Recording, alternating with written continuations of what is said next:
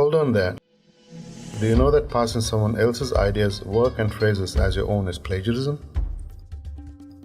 You should never plagiarize. It's one of the worst things you can do as a student.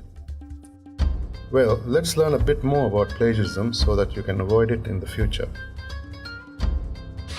If you're using someone else's work, then you should always do proper referencing. Otherwise, it would be plagiarism. The same applies if you're using your own ideas and words from previous assignment. Not referencing your own work is called self-plagiarism. You should also ensure that you note down all the essential bibliographic details even when you're taking notes. If you plagiarize, you'll be penalized for it. Your assessment may be rejected entirely. If you get someone else to do your work, or you paid the person, or you did not do a substantial part of the research, you will be penalized. So, to avoid being penalized, do your assessments yourself and do proper referencing. There are many kinds of referencing, but as UWE students, you need to use UWE Bristol Harvard referencing. UWE Bristol Harvard referencing is the system of referencing that students on most UWE programs are expected to use in their academic work. The best source of information for referencing is the UWE Bristol Harvard referencing page on the UWE website. It's important that you use this page every time you're doing any work that needs referencing. You need to use the proper UWE Bristol Harvard style citations and end-of-text referencing in order to do a good piece of work. So, what are citations and end-of-text referencing? A citation is what you would include in the paragraphs or the main body of your essay or report. However, the end-of-text referencing is a detailed list of all the sources you have cited in the body. This reference list is included at the end of the paper. Let's have a closer look at citing. If the citation is for an idea, a paraphrase, or a summary, you'd need to have the author's name and the year of publication at the end of the sentence, or in another part of the sentence. However, if the author is mentioned within the sentence itself, you'll only need to give the year of publication within the brackets. So, what do you do if there is more than one author? Well, simple. You write the last names of all the authors in the citation. However, if there are 4 or more authors, only the surname of the first author should be given, followed by et al. In italics. As you can see, if you are referring to, paraphrasing, or summarizing someone else's work, you have to include 2 pieces of information in the citation: the author's name and the year of publication. But if you are taking the exact phrase or sentence from someone else's work, which is also known as quoting, you need to include one additional piece of information: the page number. This means that if you're using a quotation from the source, you would need to give the author's name, the year of publication of the source, and the page number where you found the quotation. You should keep in mind though that using more quotations shows a lower level of actual knowledge, so it's better to paraphrase or summarize rather than use many quotations. Now let's look at the reference list. An end-of-the-text reference or reference list refers to all the items that you include in detail in a reference list at the end of your essay, report, presentation, or other work.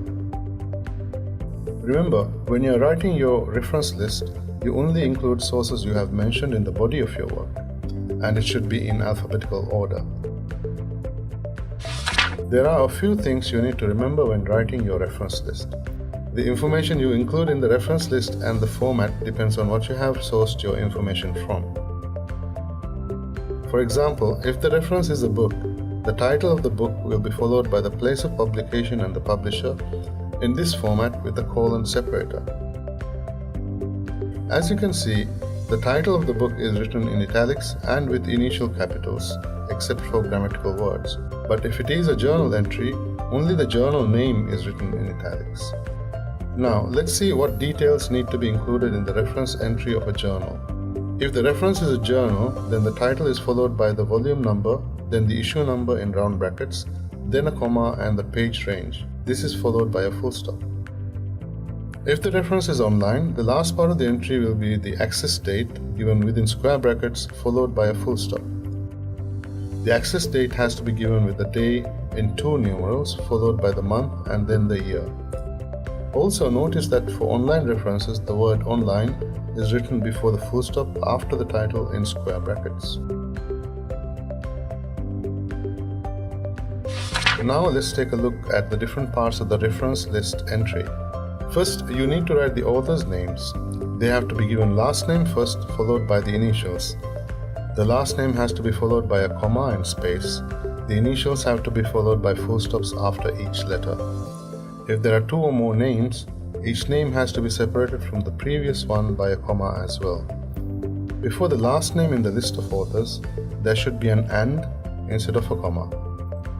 The list of names will be followed by a space and the date of publication in round brackets followed by a space. After this comes the title of the book, article or website. As discussed before, the title of the book or journal has a particular formatting. Let's see if you remember.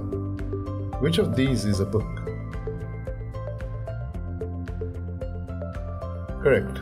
The book entry has a title in italics along with the place of publication and name of the publisher. Do you notice something else about the title?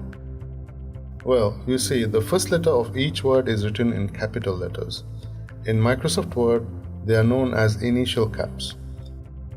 Initial caps for your referencing mean that all non-grammatical words as well as all grammatical words longer than 3 letters or at the beginning of the title are capitalized.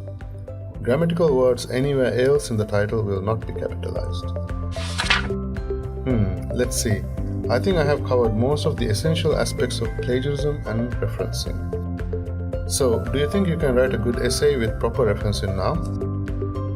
If you need any more information, register for one of our etudes or join all the other students in the VC Etudes Viber community. Thank you for watching.